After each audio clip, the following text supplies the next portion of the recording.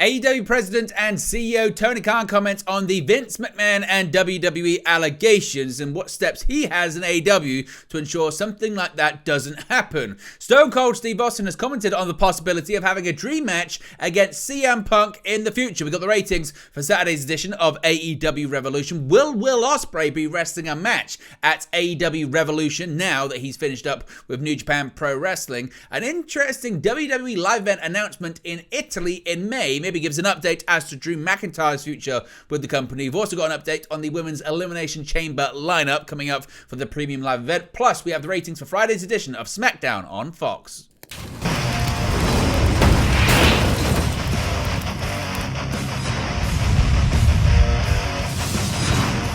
Hey guys, welcome back to Wrestling News 365. Hope everyone is doing very well. As always, there are plenty of news stories to get into in the world of professional wrestling. Let's start off talking about Tony Khan discussing the allegations made against former TKO and WWE Executive Chairman Vince McMahon.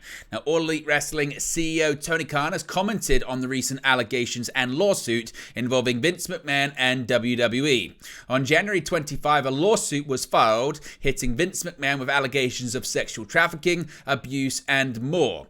Also named as defendants in the lawsuit were John Laurinaitis and the WWE. Speaking with Fansided MMA, Tony Khan addressed the situation. He was asked, quote, "There's been some news in the pro wrestling world about some not so great things with women and abuse and things like that. I'm just wondering if there's anything that you guys are doing to help protect women in the sport." Here's what Tony Khan had to say. He said, quote, "I can't comment on the terrible allegations against WWE right now.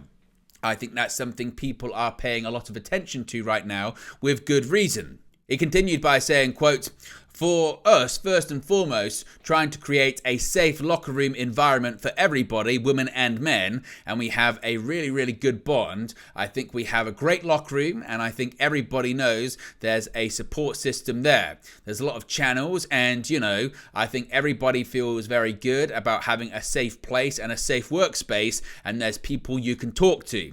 He continued by saying, "There's people in the office, even on the wrestling side, and for us, I think that's the most important thing in any office, in any workplace. It's just having a lot of people that will listen and want to make the company a safe, good place to work."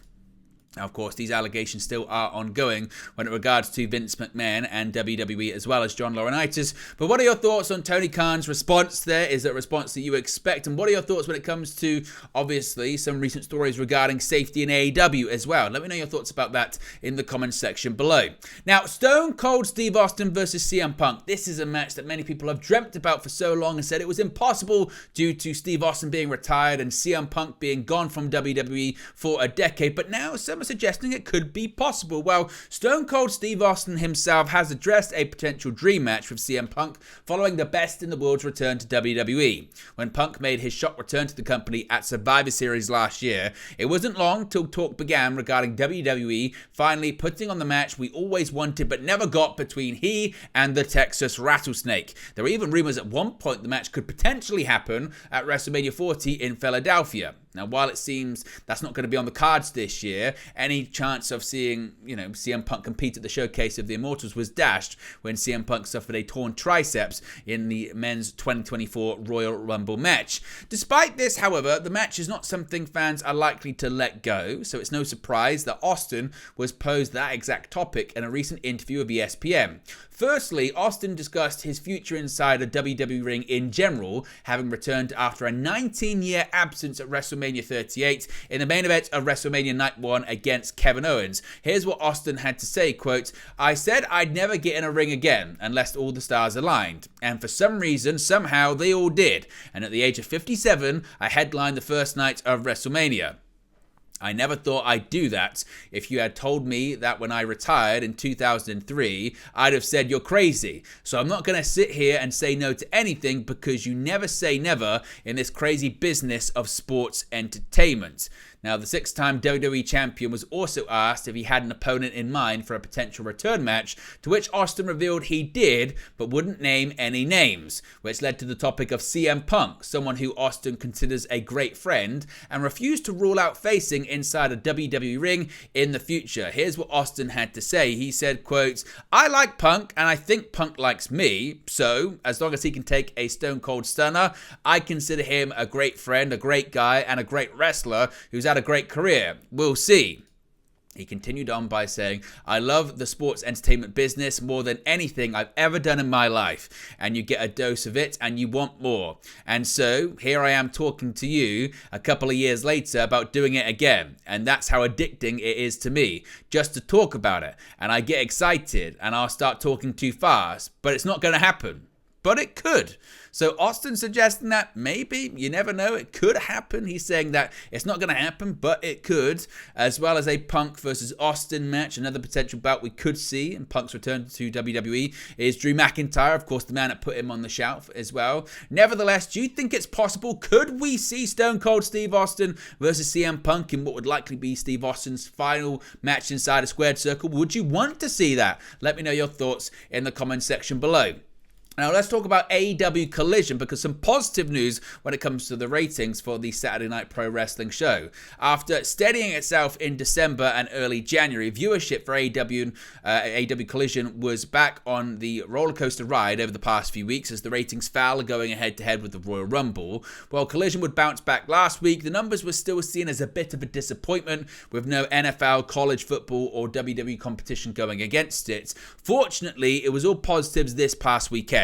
WrestleNomics reports that Saturday's Collision drew 491,000 total viewers and a 0.15 in the coveted 18 to 49 demographic.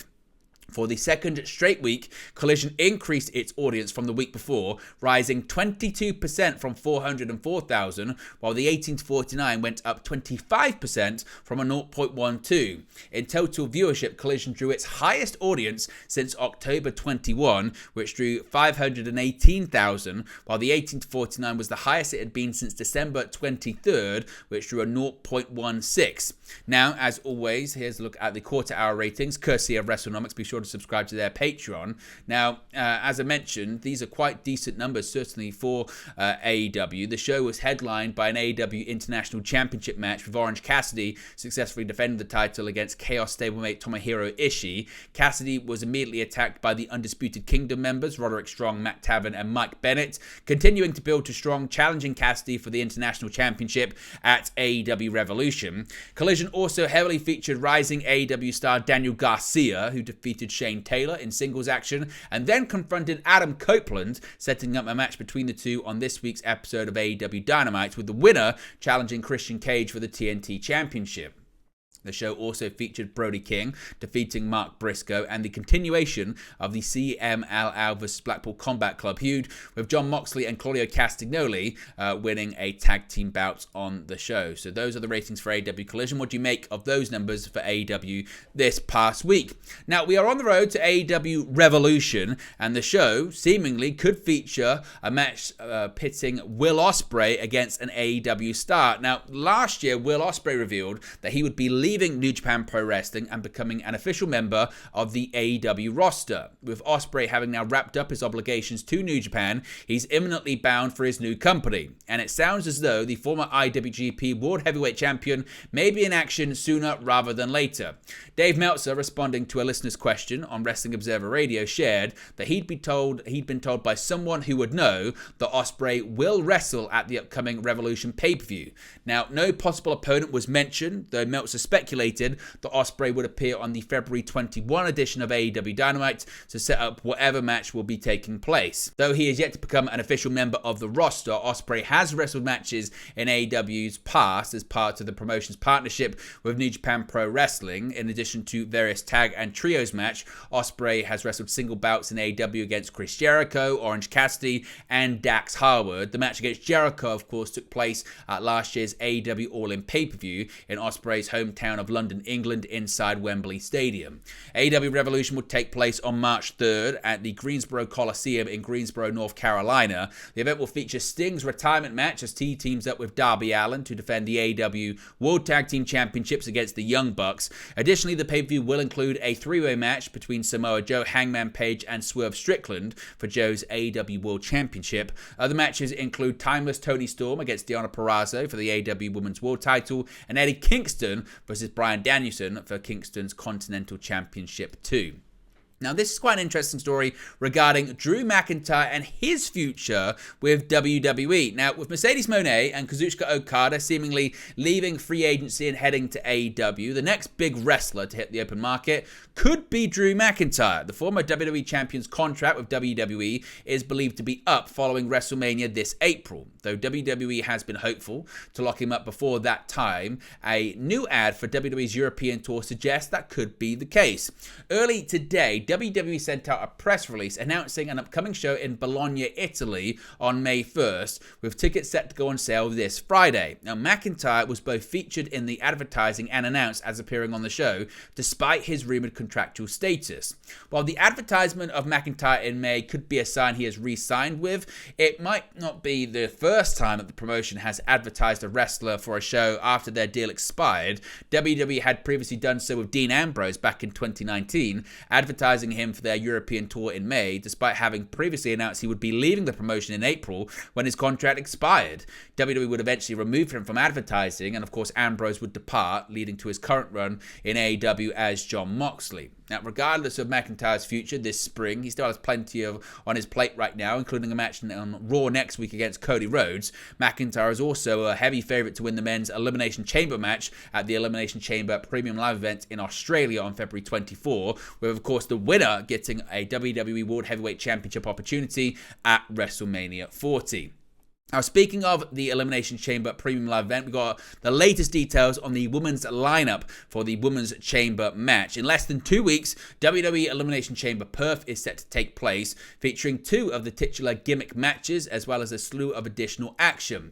3 of the spots in the Women's Elimination Chamber match have been filled. 2 more will be on this week's edition of SmackDown, and the company announced a Battle Royal on next week's Raw to claim the final position.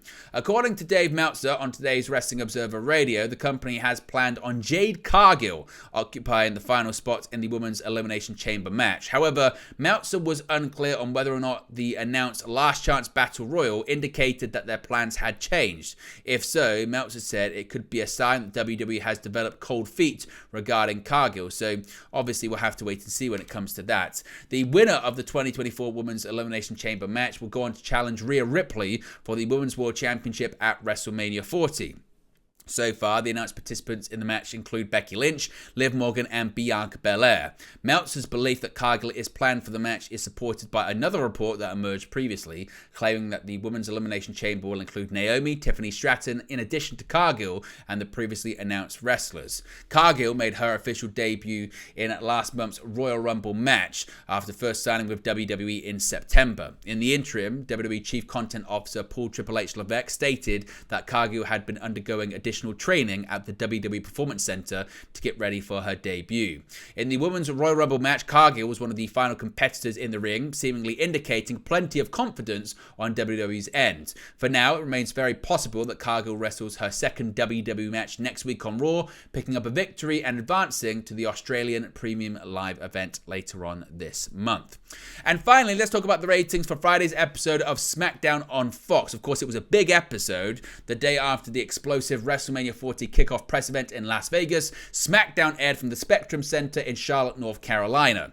According to the latest television ratings shared via WrestleNomics, the episode drew 2.578 million viewers in total viewership.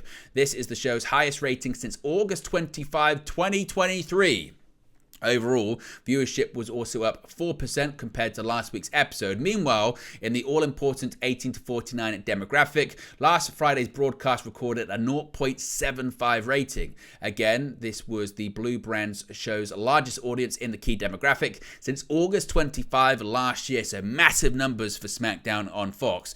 Now, when it comes to the quarter-hour ratings, once again, these come courtesy of WrestleNomics. Shout out to them. Be sure to subscribe to their Patreon. Looking at the quarter-hour breakdown of the show, the most viewed portion of the broadcast in terms of overall viewership was the opening 15 minutes, which saw WWE's Chief Content Officer Paul Triple H Levesque address the fallout from the kickoff show in Las Vegas the night prior. That segment drew 2.8 million viewers. The least watched portion of the show was between 9:15 and 9:30, drawing 2.450 million. That quarter hour featured a Bobby Lashley backstage promo, Pete Dunne and Tyler Bate against DIY for a shot at the undisputed WWE Tag Team Championship, and a backstage angle involving Dominic Mysterio, Kevin Owens, and R-Truth. So what are your thoughts on those ratings? Is that a sign that what they're doing for WrestleMania certainly is working? Let me know your thoughts about that in the comment section below. But there you go, guys. This is the latest pro wrestling news for you. Be sure to smash a like on the like button. Be sure to subscribe, bottom right hand corner. As always, let me know your thoughts in the comment section below, and I'll speak to you again very, very soon.